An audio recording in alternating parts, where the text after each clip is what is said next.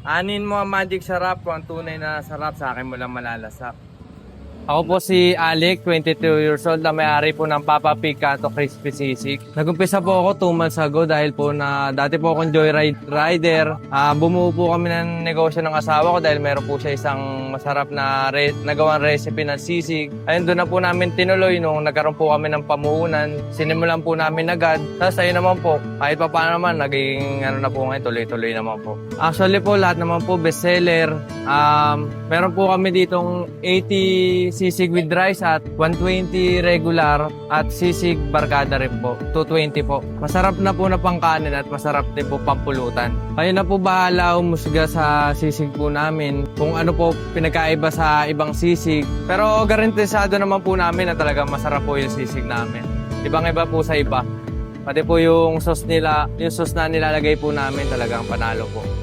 Nagsisipag po ako dahil po sa 5 kong anak eh. Dahil totoo na, ayoko na po maranasan ho nila yung gantong hirap ng buhay. Kaya gusto ko ilatag na ho sa kanila. Paglaki ho nila, hindi na ho nila mararanasan yung ganito. Ang nilalapitan ko po ay yung nasa itaas, ang Diyos. Dahil po kapag may problema ako, siya lang ho yung sinasabihan ko, ano ho talaga, totoo yung God will provide kapag kailangan mo eh. Pusang darating sa'yo kahit ano eh. Yung mama at papa ko, yung ginagawa akong inspirasyon dahil po sa hirap ng buhay po eh. Sinubukan ho nila kami igapang, lalo na po yung mama ko. Talagang napakahusay po ng nanay ko, idol na idol ko yun, lalo na po sa pagbibusiness. Siguro sa kanya ko rin ho natutunan sa kanya yung gantong mindset yung sa business po eh. Dali po sa magdadalawang buwan ko po nagtitinda dito eh. Yung mga customer ko is nagiging regular ko naman, nagbabalikan ho sila. Tapos talagang nakakatuwa lang po ng puso kasi bakit di naman po ako yung nagsasabi ng masarap yung kumbaga sila ng... Kaya kami mag-asawa, talagang mas lalo kaming ginaganahan sa ginagawa po namin.